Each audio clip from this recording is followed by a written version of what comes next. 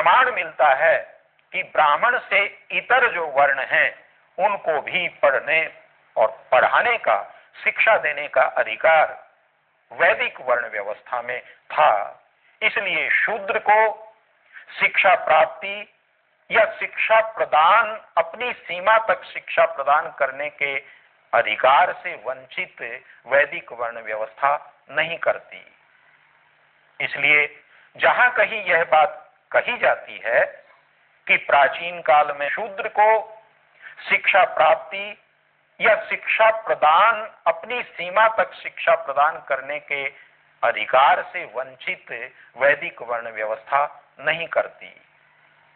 इसलिए जहां कहीं यह बात कही जाती है कि प्राचीन काल में शूद्र को शिक्षा का अधिकार नहीं था, वह वैदिक वर्ण व्यवस्था के विधानों, वैदिक वर्ण व्यवस्था के नियमों के विपरीत है।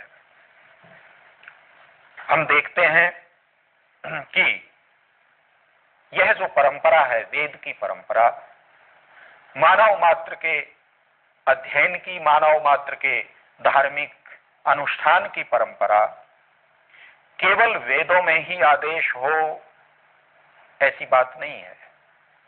एक ऐतिहासिक संपूर्ण परंपरा हमें वैदिक काल में मिलती है और उसी वैदिक काल का ग्रंथ मनुस्मृति है।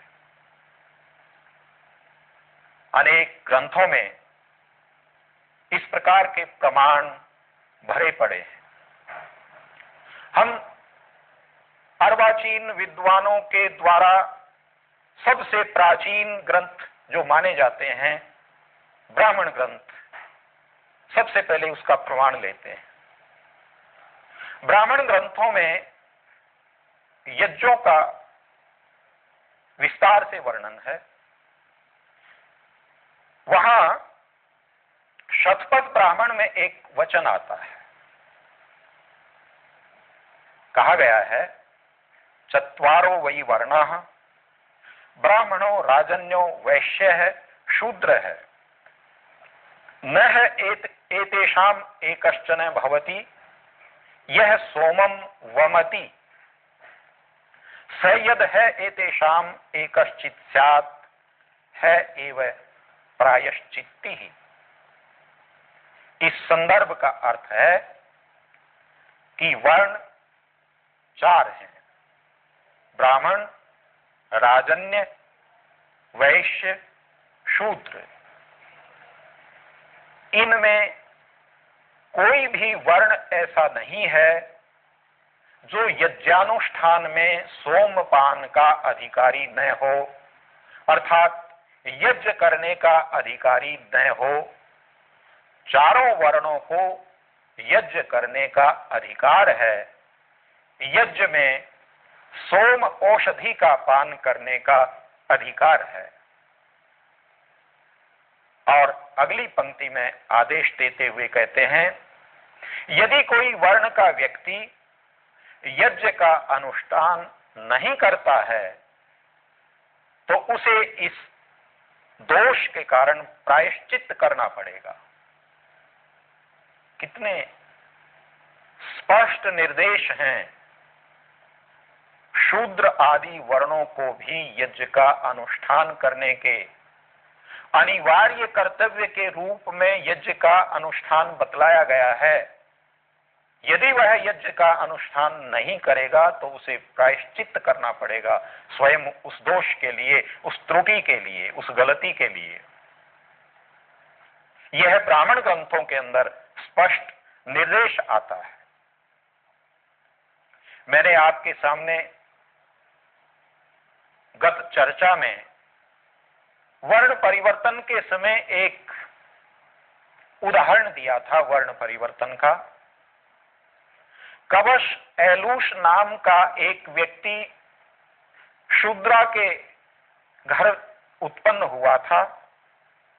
कुल की दृष्टि से वह शूद्र था, किंतु पढ़ लिख करके, वेद का अध्ययन करके उसने ऋषि पद को प्राप्त किया।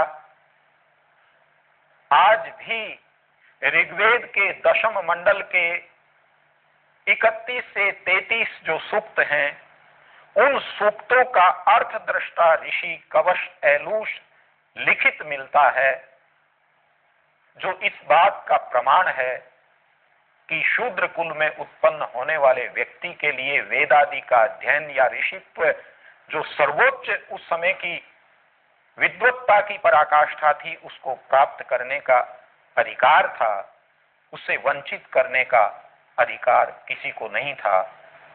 और ऐसा उदाहरण ऐतरेय ब्राह्मण में तथा अन्य कई ब्राह्मणों में कवश ऐलूष का हमें प्राप्त होता है। ये एक परंपरा है जो वैदिक वर्ण व्यवस्था की परंपरा हमें मिलती है, जो कि मनु की मनुस्मृति के विधानों को पुष्ट करती है और यह संकेत देती है कि वैदिक वर्ण व्यवस्था के उस ग्रंथ में कैसे विधान हो सकते हैं।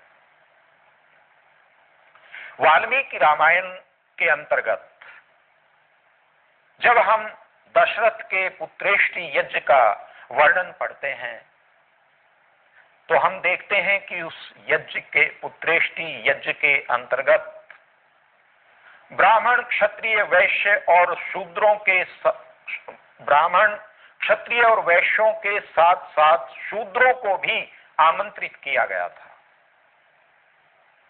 शूद्रेतर व्यक्तियों को भी आमंत्रित किया गया था जो दशरथ के राज्य में थे, और उन सभी लोगों ने यज्ञ में भाग लिया था, यज्ञ का प्रसाद प्राप्त किया था, यज्ञ की संगति प्राप्त की थी। यह वर्णन वाल्मीकि रामायण के बाल कांड में हमें प्राप्त होता है। आप विस्तार से वहां पढ़ सकते हैं।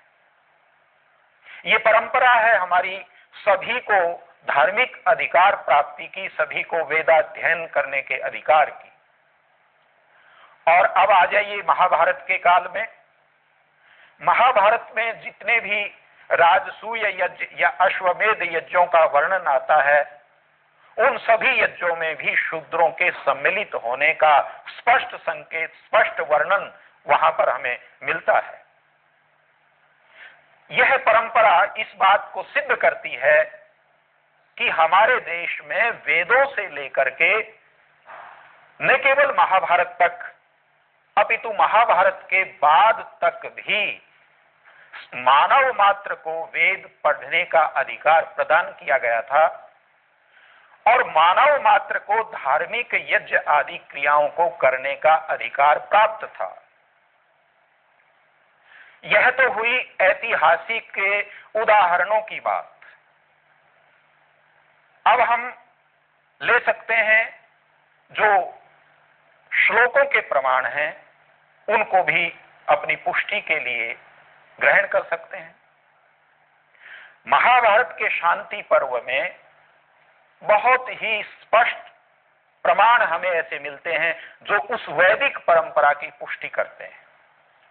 एक श्लोक देखिए, धर्मो यज्ञ क्रिया तेषाम नित्यम न प्रतिषिध्यते इत्तेते चतुरो वर्णाः येषाम ब्राह्मी सरस्वती।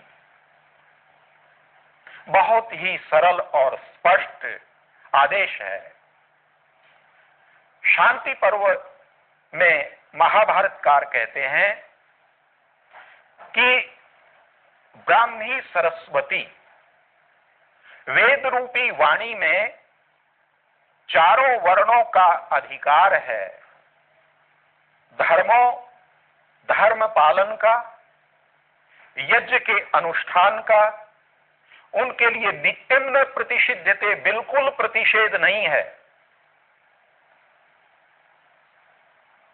इत्तेते चतुरो वर्णा, ये चारों वर्ण हैं जिनको धर्म पालन का, यज्ञ के अनुष्ठान का और ब्राह्मी सरस्वती वेद वाणी के अध्ययन का अधिकार प्राप्त है।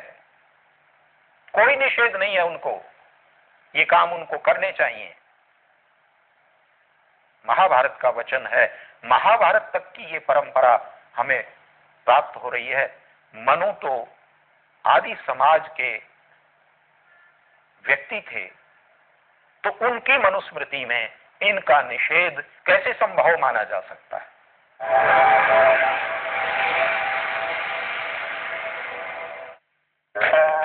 मुट्ठी कसने से ही बदलती है हाथ की लकीरें भैया। क्योंकि एक मुट्ठी बीज में होते हैं हजारों मुट्ठी अनाज। संकल्प की एक मुट्ठी से मिली है हमें सर उठाकर जीने की ताकत। मेहनत कस मुट्ठियों ने बनाई भारत की नई तस्वीर।